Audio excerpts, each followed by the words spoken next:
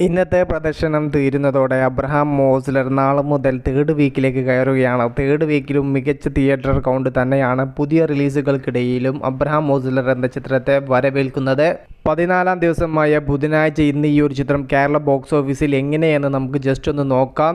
Central square മാളിലെ കൊച്ചിയിലെ Cinepolis എന്ന തിയേറ്ററിലെ 2 ഷോകളുടെ ബുക്കിങ്ങിൻ്റെ സ്ക്രീൻഷോട്ടാണ് നിങ്ങൾ കണ്ടുകൊണ്ടിരിക്കുന്നത്. 7:35-നും അതുപോലെ 8:10-നും ഷോ തുടങ്ങാൻ ഇനിയും മണിക്കൂറുകൾ ബാക്കി നിൽക്കെ 2 ഷോകളുടെ ടിക്കറ്റ്സുകളും 75% കൂടുതലും ബുക്ക് മൈ ഷോ ആപ്പിലൂടെ മാത്രം തന്നെ സോൾഡ് ഔട്ട് ആയി പോയിരിക്കുന്നു.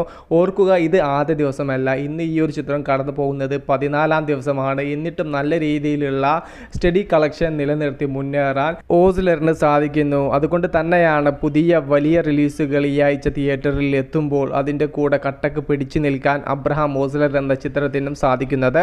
എത്ര ഹൈപ്പുള്ള വലിയ സിനിമകൾ തിയേറ്ററിൽ എത്തിയാലും വിജയ ചിത്രങ്ങൾ കാണാൻ തിയേറ്ററിൽ പ്രേക്ഷകർ എത്തുമെന്നതിൻ്റെ ലേറ്റസ്റ്റ് ഉദാഹരണമാണ് അബ്രഹാം ഓസ്ലർ. വിഷയത്തിൽ നിങ്ങളുടെ അഭിപ്രായം ജസ്റ്റ് കമന്റ്.